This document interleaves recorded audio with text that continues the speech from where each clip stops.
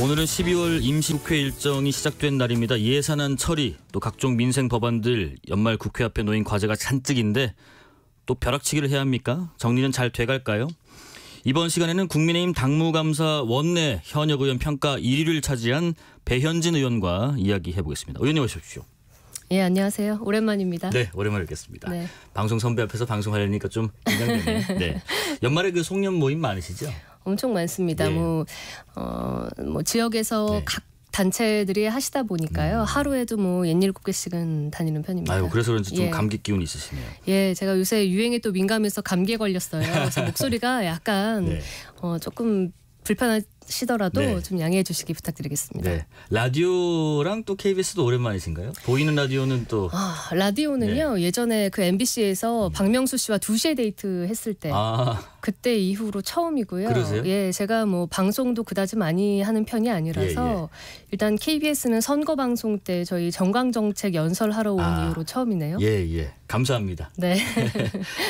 그 당무감사 1위라는 게 쉽게 말하면 뭐 지역구도 잘 챙기고 여의도 정치 의정 활동도 잘하시고 어쨌든 2020년 당무감사 때도 초선 의원 1위 하셨고 쉽게 말하면 정규 1등 2번 하셨는데 학창 시절도 정규 1등 많이 하셨어요? 1등 비결이 뭐예요?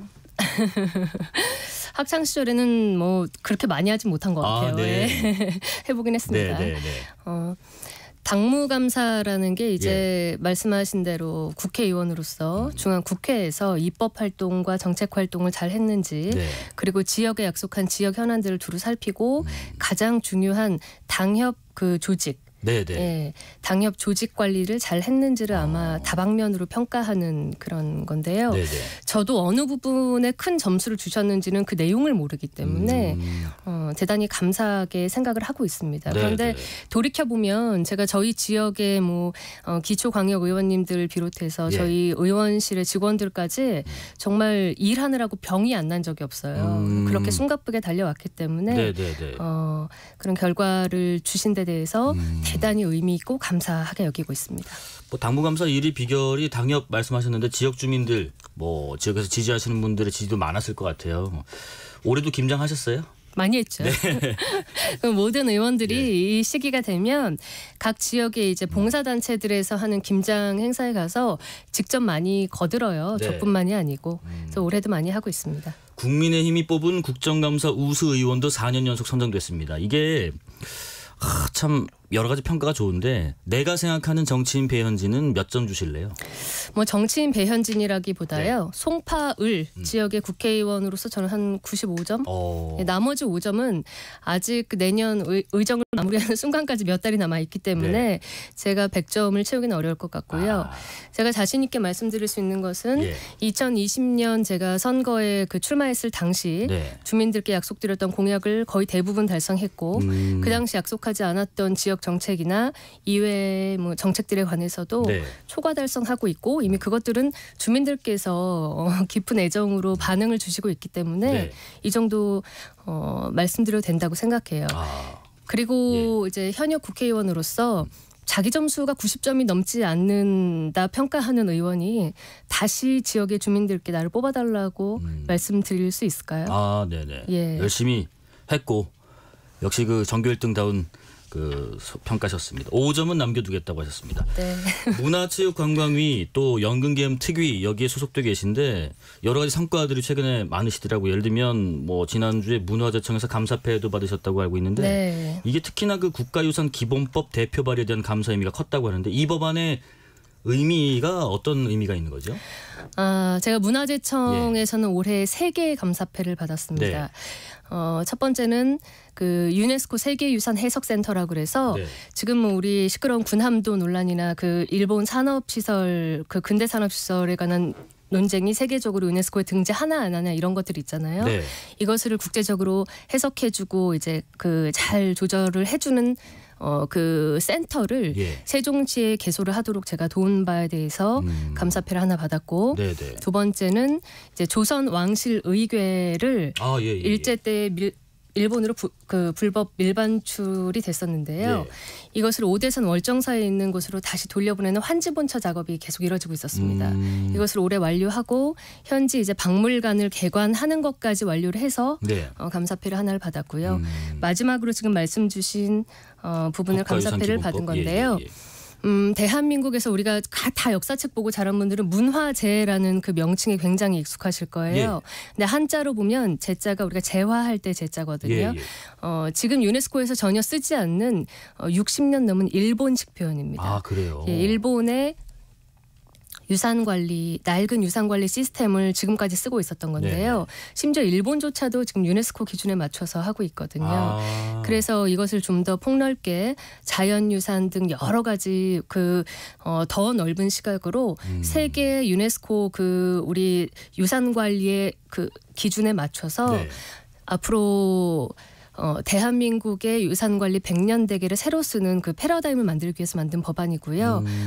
이걸 바꾸기 위해서 정부 조직법, 예. 문화재청을 국가유산청으로 이제 새로이 바꾸는 조직법을 하나 했고, 네네. 나머지 12개의 모법 안에 규정된 문화재를 국가유산으로 바꾸는 12개의 세트 법안을 만들어서 네. 지금 12개는 통과된 상태입니다. 본회의에서. 예. 그리고 내년 정부 조직법이 통과되면 이제 일본의 어떤 그림자를 지운 대한민국만의 세계 기준에 맞는 그런 문화유산 관리 체계가 성립이 되겠죠. 그러니까 이제 쉽게 말하면 문화유산을 일본식으로 정리할 게 아니라 세계 기준에 맞게 그렇게 좀 정리를 체계화하자 뭐 이런 식의 법안들을 바꾸고 보니 패키지 법안으로 바꿔야 될 게 한 10몇 가지가 됐다는 보니까. 예, 아주 1년 넘게 저희 진짜 알아가면서 만든 법안이고요. 굉장히 보람되는 것은 저희가 만든 이 법안으로 인해서 앞으로 10년이 됐든 100년이 됐든 대한민국의 모든 유무형 유산 비롯한 자연유산이 관리될 거라는 거죠. 네. 예. 그리고 또 하나가 지금 재건축 부담금 완화법 관련 개정안도 대표 발의하셨던데 이게 지난주에 금요일에 또 본회의를 통과했다고 하시고. 네. 그러니까 이제 제가 알아보니까 재건축으로 얻는 초과이익이 8천만 원을 안 넘으면 부담금 안 내도 되는 개념이던데 이걸로 인해서 기대 효과는 뭐예요? 일단 오래된 집에 예. 그냥 사셨어요. 본인이 그 주택을 소유한 분이 그냥 살고 계셨어요. 네네네. 근데 이 집이 재건축이 돼서 초과 이윤이 생겼다고 해서 그 분들에게 뭐 이를테면 1억이 넘는 과도한 부분을 빨리 내라라고 이제 하는 거에 대해서 실제 재건축 조합 당사자들이 굉장한 압박을 느끼셨거든요. 아니면 재건축에 후에 집에 입주 못하고 내가 나가야 되냐 이런 민원까지 많이 하셨어요. 네네네. 제가 저희 지역에 잠실 주공 5단지라는 유명한 재건축 단지를 비롯해서 뭐 아시아 선수촌, 올림픽 패밀리, 우성 4차 뭐 등등 3, 4차 등등 이제 70년대, 80년대에 건축된 그 재건축이 필요한 단지들이 굉장히 많이 있습니다. 그런데 그분들이 항상 고민하시는 것은 이 재건축 초과 이윤에 대한 그 부분이었던 거예요. 네. 이게 이제 과거에 사라졌다가 문재인 정부에서 다시 시행을 시켰던 거거든요. 그런데 이런 정책이 과연 주택 시장을 폭등을 완화시키고 안정시켰냐? 그렇지 않거든요. 그렇다면 오히려 재건축 시장을 활성화시켜서 주택 시장의 공급을 늘릴 수 있게 숨통을 틔워주는 정책들이 필요한데 제가 낸 법안들은 아마 그 중에 하나일 겁니다. 그러니까 이분들이 여기에 이제 주공 아파트 같은 거 예를 들면 거기에 터를 잡고 오래 살았는데 내가 이걸 뭐 투자 목적이나 투기 목적으로 한 게 아닌데 그거를 너무 많이 환수해가는 것은 오히려 과도하다. 오히려 이거는 없애야 한다라는 의견도 많으신 걸 잘 아실 겁니다. 그리고 지금 또 하나 눈여겨볼 부분이요. 산전 그리고 산후. 산전 산후 우울증에 국가 지원을 확대하는 법. 이것도 대표 발의하셨고 국회 문턱을 좀 넘었는데 이 법안을 내가 확대해야겠다라고 어떤 계기가 있으셨나요? 제가 아직 결혼을 못했어요. 못하신 건지 안 하신 건지 모르겠지만. 저는 못했지만 저희 의원실 직원들도 마찬가지고 제 주변에 지금 한창 결혼하거나 아이를 기르는 엄마 아빠들이 이제 예비 엄마 아빠와 지금 육아하는 엄마 아빠들이 많습니다. 그런데 그 말씀을 쭉 제가 들어봤을 때 산 전 아이를 낳기 전 그리고 난 후에 부부 모두가 공이 우울증에 시달리는 경우가 굉장히 많더라고요. 그래서 제가 이것을 전문 기관에 실제 의뢰를 했습니다. 예, 예. 이게 맞느냐 아니면 제가 단편적으로 이렇게 세밀하게 너무 확대해서 보는 것이냐 했더니 예. 우리가 지금 작년 합계 출산율이 0.78이거든요. 예, 예, 예. 일이 안 되는데 산후조리 실태 결과를 2021년 기준으로 출산 후에 우울감을 경험한 산모가 그중에 52.6%입니다. 아, 그래요? 그럼 엄마만 힘드냐? 아빠도 힘들고 네네네. 아이 돌봐주러 온 조부모님들도 다 힘듭니다. 네. 그래서 이제 아이를 무조건 많이 낳아야 한다만 그게 능사가 아니라 네.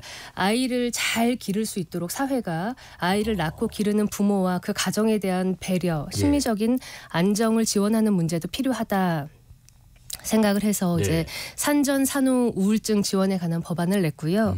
그 후속 조치로 제가 2023년 올해죠. 네. 7월에 그 이제 서울 강북에 조그맣게 있던 난임센터가 네. 있었는데요. 예. 이 기능을 확대해서 저희 강남권의 송파에도 난임 지원센터를 개소를 했습니다. 이 부분도 뭐 미혼의 여성이든 이제 결혼한 부부든 간에 네. 난임에 관한 어떤 뭐 어려움을 겪거나 심리적 우울감을 겪을 때 와서 상담을 하고 병원으로 연계해주는 센터인데요. 예, 예. 여기에 덧붙여서 산전산후 우울증에 관한 가족 상담도 같이 하게 했습니다. 예. 그래서 이런 부분들은 제가 조그맣게 시작한 부분이지만 광역단체와 그리고 국가 정부에서 좀 더 확대해서 예. 많이 해야 하는 정책이라고 생각하고 있습니다. 그래서 그런지 오늘 통계청도 그렇게 발표가 나왔더라고요. 신혼부부가 103만 쌍으로 최저다. 100만 쌍 네. 간신히 넘겼다 이런 얘기도 있는데 이게 뭐 내 집 마련 어렵고 그런 것도 있겠지만은 말씀하신 것처럼 애를 낳기 전부터 네. 어떤 그런 여러 가지 부담과 어려움들이 많았기 때문에 소위 말하는 M4 부부도 좀 는 것 같습니다. 네. 정책 얘기를 좀 나눠봤고요. 지역구가 지금 서울 송파을이시잖아요. 네. 민주당에서 지금 박지현 네, 전 네. 비대위원장이 도전장을 걸었습니다. 송파는 지금 강남 벨트라고 할까 그중에서도 민주당 좀 세가 좀 있건 곳인데 이번에도 혹시 의원님께서 같은 것으로 나오시는지 물론 95점 평가하셨으니까 그럴 것 같지만 당연합니다. 네. 그리고 누가 나오든 자신 있다 이런 입장이신지요? 예, 저는 자신 있습니다. 그 근거를 조금 구체적으로 말씀해 주실 수 있을까요? 저는 사실은 네. 현장에 다니다 보면 느낌이 있잖아요. 뭐 주민들의 느낌이라기보다요. 우리 지금 김용준 앵커께서도 네. 잘 아시겠지만 2018년도에 제가 우리 정당이 자유한국당이라는 당명으로 대통령이 탄핵되고 네. 그리고 대선에서 패배했을 그 직후에 저희 송파을은 이른바 도장 들고 나르샤 그 공천파동의 지역으로서 초토화가 된 상황에서 제가 갔습니다. 그랬었죠. 예, 그리고 이제 현역 의원이 연달아 2번 민주당 의원이 하셨고요. 예. 그 상황에서 저희가 그래도 지역 당원들과 주민들이 각고의 그 노력으로 저를 도와주신 덕분에 진짜 천우신조로 제가 현역 의원이 될 수 있었거든요. 예, 예. 그 이후에 한시도 쉬지 않고 정말 열심히 일했습니다. 그 성과들을 공약 달성으로 보여드렸고 그리고 당내에서 당 밖에서의 여러 평가들로 제가 보여드렸기 때문에 네, 네. 제가 주민들께 이런 말씀을 드렸어요. 2020년 선거에 저는 회사에서 평가를 받아봤던 사원으로서 일해봤던 사람이다. 예, 예. 그럼 저한테 지금 못 믿어오시겠더라도 기회를 주시고 회사에서 인사고과 하듯이 지금까지는 MBC라는 회사에서 6개월 1년 단위로 제가 인사고과를 받았지만 예. 4년을 지켜보시고 4년 뒤에 인사고과를 해달라. 저는 반드시 여러분을 1등으로 만들어드리겠다는 약속을 했거든요. 네, 네. 저는 인사고과 잘 주실 것 같아요. 아, 예, 그래서 상대가 중요하지 않고 다른 정당에서 또 도전하시는 것은 그분들 나름대로의 최선을 다하시겠지만요. 존중하고요. 예. 저는 제 길을 열심히 성실하게 가고 있다고 생각합니다. 예. 예비 후보 등록도 이제 하루 앞으로 다가왔네요. 당 현안 얘기도 좀 나눠보겠습니다. 예. 혁신위가 오늘 최고위에 주류 희생 혁신안을 전달하고 공식적인 활동은 마무리했습니다만 뭐 절반의 성공이라고 혁신위는 자평을 또 했고요. 나머지 50%는 당에 맡겼습니다. 지도부는 지금 혁신위의 안을 어떻게 받아들여야 할지 또 만약에 혁신이 필요하다면 어떤 혁신이 있어야 한다고 생각하시는지요? 혁신위의 6개 안은 예. 저도 다 봤고요. 그 중에서는 이제 현실 정치에 발 담그고 있는 이제 현역 의원으로서 네. 동의하는 부분도 있고 이 부분은 아직 현실 정치를 우리 혁신위 위원들께서 다 외부 인사가 거의 대부분이시지 않습니까? 그래서 아주 디테일하게 파악하지 못한 점 때문에 과감하지만 좀 어려울 수도 있겠다라고 판단한 점도 있습니다. 아, 그래요? 예. 그러나 혁신위의 안을 이제 어떻게 수용하는지는 그 다음 공관위와 지도부의 몫이기 때문에 예. 저는 그냥 이제 믿고 맡겨야 하지 않을까 생각을 해요. 더 이상 인요한 위원장과 혁신위원들이 최선을 다해서 열심히 하셨는데 저희가 평가할 얘기가 있을까 싶습니다. 혹시 과감하지만 어려울 수 있겠다라는 안 중에는 뭐가 있을지 궁금합니다. 제가 지금 딱 6번까지 정확하게 기억이 안 나는데요. 예. 아마도 혹시 네네. 지도부의 희생, 중진의 험지 출마, 퇴진, 다 좋은 말씀이지요. 예. 이게 특별히 이번에만 나온 얘기는 아니고요. 네. 매번 선거 때마다 서동요 노래하듯이 늘 나온 얘기거든요. 예. 그래서 사실 그게 대단한 신선한 혁신안이라고 생각하지는 않습니다. 그러나 험지 출마, 중진의 헌신 이런 것들은 결국에는 정치인 스스로와 지역 주민들의 어떤 유권자들로 인해서 결정되는 부분이거든요. 그러니까 좋은 안들을 내셨기 때문에 그 다음에 권한이 있는 분들한테 맡겨야지 더 이상을 강요할 수 있는 지금 권한이 있는 사람은 없는 것 같아요. 감사하게도 오시기 전에 저희 방송을 위해서 그런지 몰라도 SNS에도 글을 또 올려주셨는데 안 여쭤볼 수가 없습니다. 지금 내부에서는 그래도 김기현 지도부에 대한 일부 비판도 있고 일부 우려도 있는 것은 사실인 것 같습니다. 특히 국민의힘 서병수, 하태경 의원 등 분들이 어떻게 보면 좀 집중 포화를 퍼붓고 계신 모양새인데 김기현 대표 오늘 그랬습니다. 국민 눈높이에 안 맞는 모든 기득권을 내려놓겠다면서도 그게 뭔지는 아직 밝히진 않으신 것 같고요. 의원님께서는 오늘 SNS에 김기현 리더십 이제 등 돌려 달아날 시간도 없다. 두려워 말고 움직이시라. 무덤가의 평화에서 벗어나시라. 구체적으로 그러면 지도부가 김기현 대표가 누구를 내치란 말인가요? 전 내치라고 누구를 지목한 바는 없습니다. 네. 말씀하신 대로 김기현 대표가 모든 기득권을 내려놓겠다라고 하셨으나 저는 다소 3인칭으로 얘기하셨다는 느낌이 들었거든요. 마치 본인은 거기 관여되지 않은 것 같이.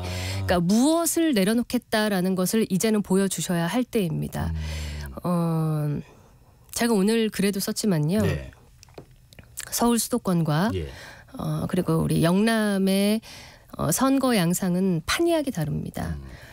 어느 하나가 방식이 옳다는 것이 아니라 둘 다 옳지만 전략이 투 트랙으로 따로 가야 된다는 말씀이거든요. 그런데 수도권 선거는 이제 121일 오늘로요. 이제 120일을 넉 달을 남겨두고 있는 시점은 굉장히 생사의 기로가 지금 턱 밑까지 받친 상황이에요. 김기현 대표님과 우리 전략을 짜는 지도부에서 조금만 기다려. 잠시 이제 전략을 줄게라고 자꾸 이 뒤로 이제 미루시는 것은 더 이상 해서는 안 된다는 생각이고요. 이렇게 가다가는 지도부 자체가 떼밀려서 좌초될 수도 있다라는 염려가 있습니다. 제가 자꾸 감기 때문에 목이 말라서. 괜찮습니다. 국민의힘 배현진 의원과 말씀 나누고 있습니다. 그러면 더 이상 뭘 재고 말고 할 그럴 때가 아니다 이 말씀이신 거고요. 과감하게 지금 당원 당규에 따라서 제가 살펴보지는 않았지만요. 공관위를 지금 약속하신 대로 언제 띄우겠다라는 명확한 안을 주시든지 아니면 그 앞으로 선거에 대한 플랜을 밝혀주셔야 돼요. 지도자가 카리스마 있게 우리는 어떻게 하겠다 나를 믿고 따르라라는 말씀을 주셔야지 더 동요하지 않고 함께 가거든요. 저는 김기현 대표께 지금 모든 문제를 회피할 것이 아니라 앞장서 나서서 나를 따르면 우리는 승리할 수 있다라는 그런 선구적 의지를 보여주십사 지금 오늘 그 글을 쓴 거고요. 다만 사실상 무지성으로 무슨 사퇴 이런 것을 얘기하시는 분들 몇면을 제가 오랫동안 지켜봤습니다. 그러나 그분들께서 과연 수도권 위기에 대해서 말할 입장이시냐 그렇진 않은 것 같거든요. 그래서 그런 본인의 책임을 전제하지 않은 일방적인 사퇴 주장 같은 것은 지양해야 한다고 생각을 해서 네. 그런 이야기를 오늘 드렸습니다. 그래서 누구인지는 알 것 같습니다만 두 의원분들을 어떻게 보면 콕 찍어서 비판을 하신 것 같은데 이분들은 방금 말씀하신 이유 때문에 자성해야 한다는 말씀이신 거고요. 당연하죠. 예. 그리고 지금 나를 따르는 모습을 나를 따르라 이런 김기현 대표의 이제 어떻게 보면은 결정이 필요하다는 말씀은 이 스스로에 대한 거취에 대한 결단보다는 전략을 내놔라, 플랜을 내놔라 이 말씀이신가요? 이 체제대로 가야 된다는 말씀이시고요. 예, 저는 지금 체제를 김기현 대표가 최대한 잘 꾸려가셨으면 좋겠고요. 네. 뭐 혁신이 문제도 그렇지만 사실은 피할 필요가 없는 이슈들이었거든요. 대표 당 지도자로서 혁신위에 아는 그 혁신위의 조직의 취지에 맞게 받아들이고 우리에게 맡겨달라고 좀 더 적극적으로 이야기하실 수 있었다라고 저는 생각을 하고요. 네. 이후에 선거 전략에 관해서도 모든 것을 다 뭐 이렇게 할 수 있다라는 모호한 그런 말씀 말고 어떻게 수도권은 어떻게 영남은 어떻게 앞으로 꾸려가겠다라는 리더다운 명확한 언어를 사용해 주셨으면 하는 바람입니다. 그러니까 모호한 비유, 모호한 표현 말고 회피하면 모두가 그 자중질환에 빠지게 됩니다. 그래서 지금 김기현 대표께 많은 것을 이제 바라는 당원들의 가장 큰 목소리는 회피하시 마시라는 얘기거든요. 그래서 전면에 나서서 언론에도 당당하게 말씀하시고 전략이 있다면 지도부 몇 분만 아실 게 아니라 그것을 당내 의원들 그리고 당 밖의 모든 당원들이 명확하게 인지하게끔 그 말씀을 해주셨으면 좋겠어요. 그리고요, 요 얘기까지만 좀 여쭤볼게요. 그 오늘 단톡방에 저 단체 대화방에 많은 글들이 올라오네. 특히 초선 의원분들. 네. 특히 내부 총질하는 것만이 혁신이라 생각하지 마라. 이런 식의 글들이 많이 올라왔다고 하던데 언론 보도를 보니까 실제로 그런 분위기가 좀 꽤 있습니까? 아마 지금까지 제가 우리 김행커께 드린 말씀과 결이 같을 거예요. 저희가 안정적으로 이 당을 그 총선까지 잘 이끌어가서 그 총선을 승리하기를 바라지만 본인도 스스로 돌아보지 못하는 몇몇의 그 분들께서 모든 것을 마치 당 지도부의 전략이 없어서라고 일방적으로 그 몰아붙이는 것도 옳지 않다고 생각하거든요. 거기에 대한 초선 의원님들의 의견이라고 생각을 하고요. 보도를 통해서 아셨겠지만 단합을 많이 말씀하셨는데요. 모두가 단합하기 위해서는 가장 최우선돼야 할 것은 지도자의 강력한 메시지 그리고 적극적인 의지를 보여주십니다라고 말씀을 드릴게요. 다시 민생과 정책 얘기로 좀 넘어가서 마무리해 보겠습니다. 지금 어쨌든 21대 정기국회 마치고 12월 임시국회 오늘부터 돌입이고요. 해를 넘기기 전에 가장 먼저 해야 될 것들 뭐냐 해도 예산안입니다. 본회의 20일, 28일 열리는데 지난해에도 예산안 처리 시한보다 20일 넘게 늦게 됐고요. 올해도 상황은 그렇게 달라 보이지는 않는데 예산안 연내 처리가 불발되면 책임은 누가 지나요? 일단 저희가 아는 바로는 오는 20일에 여야가 예산안을 처리하기로 합의했다. 여기까지 알고 있습니다. 그래서 불발되는 일이 없기를 바라고요. 제가 이제 작년 그 국회 예산결산 위원회 소위원으로서 이게 처리가 안 돼가지고 정말 막판까지 정말 고생했거든요. 누가 봐도 지금 이 다수 정당이 누구이고 예산안의 처리에 향배를 쥐고 있는 그 공이 어디 있는지 알기 때문에 당연히 책임을 제가 거론하지 않아도 민주당에게 지우게 되겠죠. 지금 정부가 건전 재정을 통해서 그나마 지금 허리띠를 바짝 졸라매고 필요한데 기묘한 곳에 먼저 예산을 편성하려고 노력을 하는데 이 진정성을 알아주고 국회에서 약속한 시일 내에 조속히 처리하는 게 맞다고 봅니다. 아직 의정활동 기간 많이 남으셨고요. 현재까지 그래도 내가 의정활동하면서 이건 조금 통과를 못 시켜서 좀 아쉽다 이런 법안이 있으세요? 아직 그 이제 상정이 안 된 법안들인데요. 그 제가 아동 그 보호 3개 법안을 이제 상임위에 올려놨어요. 제가 사는 그 지역구가 전국에서 신혼부부가 가장 많고 전국에서 초등학생이 가장 많은 지역구입니다. 그래서 일단 법안은 내놨는데 이게 빨리빨리 이제 선입 선출의 그 저희 원칙에 따라서 진행이 되지 않다 보니까 저희 지역에는 먼저 그 아동을 타깃으로 하는 범죄 그 사각지대를 없애기 위해서 예. 구청과 경찰과 그 같이 합의를 해서 CCTV를 곳곳에 달았거든요. 네. 그래서 아동복지법 일부 개정안 법률안인데요.